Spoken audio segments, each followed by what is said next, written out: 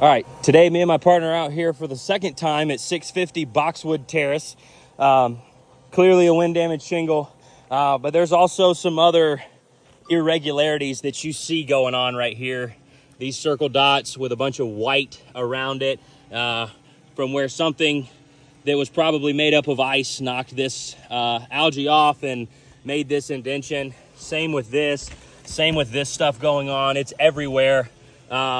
For some reason, it's not being looked at as part of this claim. Look at the hips. Hips are all beat up everywhere. You've got this damage everywhere. More wind, more spatter with granule loss from being hit by hail. These are things that are going to be communicated, posted publicly online on YouTube, so everybody can see. This is an Allstate claim. I'll make sure I tag Allstate, as well as the upper management that takes a look at this and the one that's been denying this claim. I know the adjuster on this claim has been taking a look at it, agreeing with the things that I've been saying, and then it gets sent to management and they deny everything. It's normal practice we deal with every day. Look at all the spatter everywhere. But what I'm going over here for, I'm just pointing out a prior repair that we did that the managers say is successful.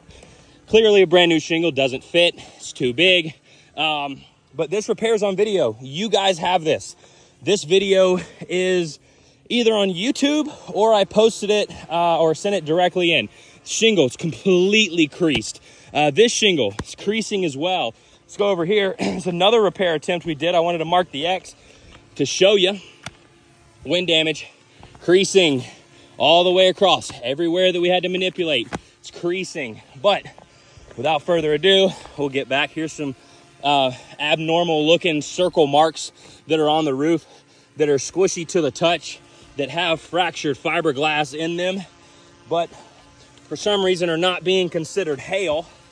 It's very strange why these aren't. You can see the fiberglass in there is fractured, no question about it. There it is again, no question about it. But without further ado, and making this video really long, we'll get to this repair. Also, see all the dents in that vent, but it's okay. We're gonna do what we have to and fight an uphill battle for our homeowner that has paid his policy premium for years and years and years. All he's wanting is to make sure his roof is being handled correctly. Actually, before I start this repair, we're using a roof snake. This is by all the big insurance carriers what is required to perform a repair. I know on that repair over there, we used a pry bar. So on this one, I wanted to change it up to maybe fit Allstate standards a little bit better and use a roof snake, which is what, like I said, is mostly required. This is the damaged shingle. We've got to get this up. The tab's ripped off. This shingle runs from here over to here, and this piece just broke off, and there's a huge piece. Hopefully this shows up with spatter, but we've already talked about that. We'll go ahead and get to removing. Shingle ripped, but this is the damaged one, so we won't get too hyped up about that. It's completely ripped in half.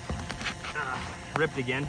This is just to show how brittleness the shingle is, and there's three different components to repair a roof. You can think about it as the CAR method, C-A-R. You've got compatibility, which obviously the shingle that we used on the last repair attempt is not compatible with the current shingle.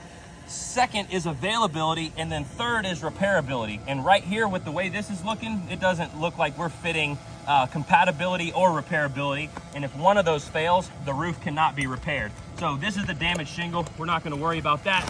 We're gonna move on, boom. There's nothing I can do. I'm doing this as gentle as I can. I'm just breaking the seal. It's just ripping up the roof. There we go. There we go, that portion's up. Now I gotta get this little piece up. Perfect, micro tear. I can pull this piece of shingle off. The shingle, I'm not asking for this roof to be replaced due to wear and tear. It needs to be replaced due to it being non-repairable. There's nothing that anybody can do, contractor, technique, different tool.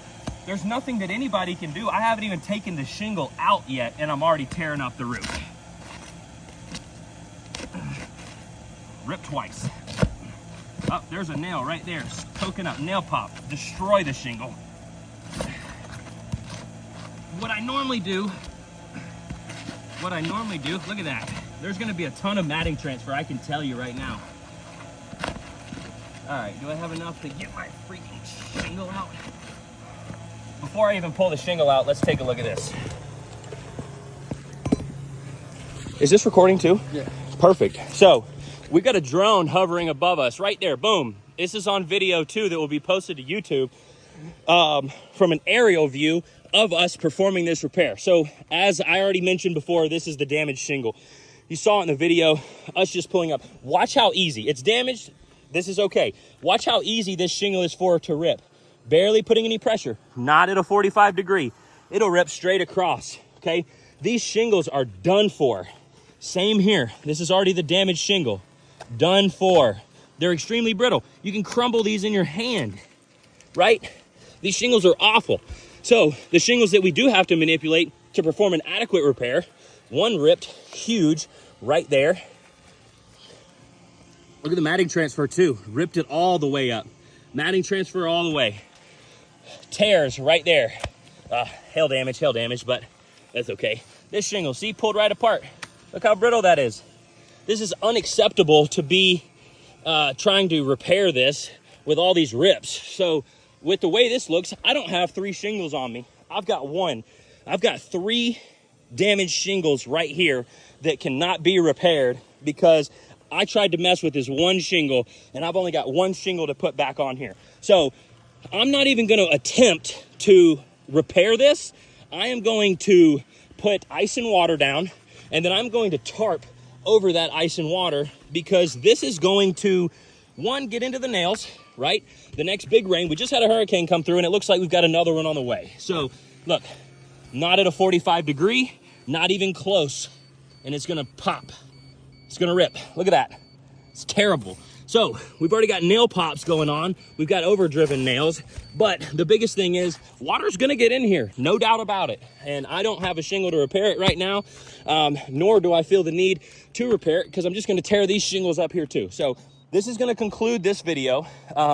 We're gonna just close our eyes when we're looking at the hail damage and ignore every bit of that, just because that is the role that we're playing right now. But this is something that we cannot close our eyes or turn our backs away from and argue about. This roof, you saw on this recording, not to mention the drone's recording, you saw me be as gentle as I can, do the exact technique with the exact tool. Nothing was lifted above a 45, nothing abnormal was done. And this roof is shredded and there's nothing that we can do about it. This is due to the roof being extremely brittle. It's failed its brittleness test. It's failed its repairability test. And I guarantee you, if we take one of these shingles and send it to ITEL or NTS or any other shingle identification service, it's gonna fail compatibility too. So this needs to go straight to management because adjusters are not to be able to make a decision on win claims is what I've been told. So this needs to go to management. This should probably go to the insurance commission as well to show them what we're closing our eyes to. And then secondly, this should be relayed to the homeowner as far as what we want to do with his and his wife's roof and his kids' roof that protects, we're probably right over their bedroom right now. What should we do to protect them from any damages, water, things like that being penetrated through this roof due to inadequate repairs, asking us to repair something when it's completely non-repairable. So what are we going to do? The only thing that is valid in this situation, transitional slopes. We've actually got wind damage over here too. There it is. Over there, you can barely see it. Let me see if I can zoom in. Boom, there it is. Wind damage here, transitional slopes, transition to in here. I already showed you the attempt to repair there. I showed you the attempt to repair here. This repair would actually have to run into this valley. So we're talking about having to repair those. The shingle that was damaged upon this repair would have to be repaired.